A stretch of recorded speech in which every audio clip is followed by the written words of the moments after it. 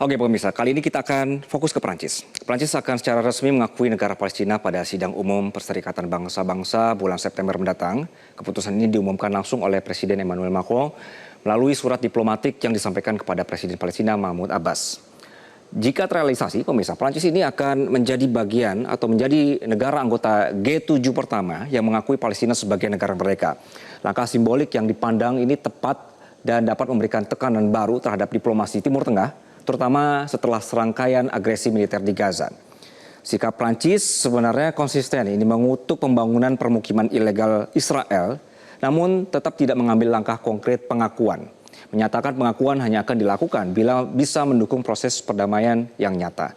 Nah, kemudian ada pernyataan baru ini dari Presiden Prancis dalam perjalanannya, kemudian ini juga akan merubah tatanan dari Prancis sendiri. Dalam situasinya, pemirsa, ini kami hadirkan beberapa langkah Prancis untuk mengakui Palestina. Di tahun 2024, Menteri Luar Negeri Stéphane Séjourné ini menyebut pengakuan Palestina bukan hal tabu, tapi belum waktunya karena tidak memenuhi syarat untuk mendorong perdamaian.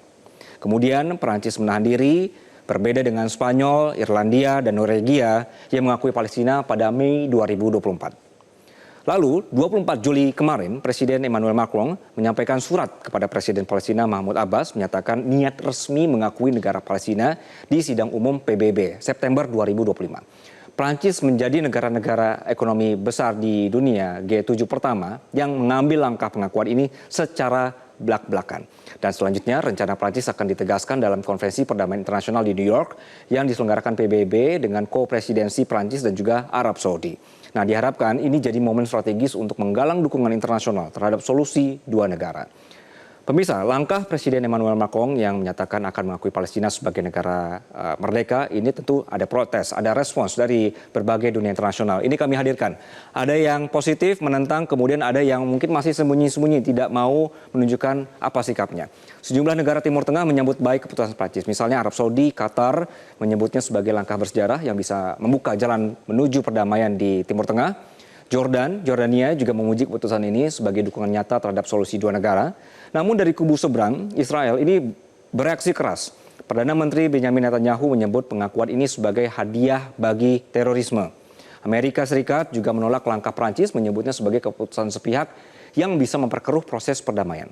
Sementara itu beberapa negara lain ini sikapnya lebih hati-hati. Inggris misalnya menyatakan pengakuan belum bisa dilakukan sebelum adanya gencatan senjata.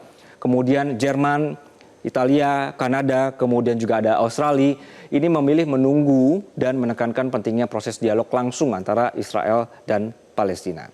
Nah pemirsa, meminjam sudut pandang skeptis Amerika dari sikap Prancis ini, saya punya pertanyaan pemirsa, apakah langkah Prancis ini berdampak? Jawabannya adalah iya, berdampak.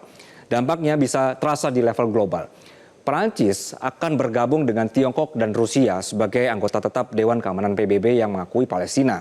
Amerika Serikat dan Inggris bisa jadi semakin terdesak. Jadi meski Presiden Donald Trump menolak keras langkah ini, tekanan politik di Eropa mulai bergeser. Perdana Menteri Inggris Keir Starmer misalnya meski belum menyusul, mulai menunjukkan simpati atas penderitaan rakyat Palestina. Memang diplomasi Prancis ini tidak menjamin perubahan instan ke Palestina, tapi seperti kata Macron, pemirsa, harapan akan solusi damai tidak boleh dibiarkan mati, jangan kita biarkan Palestina sendiri.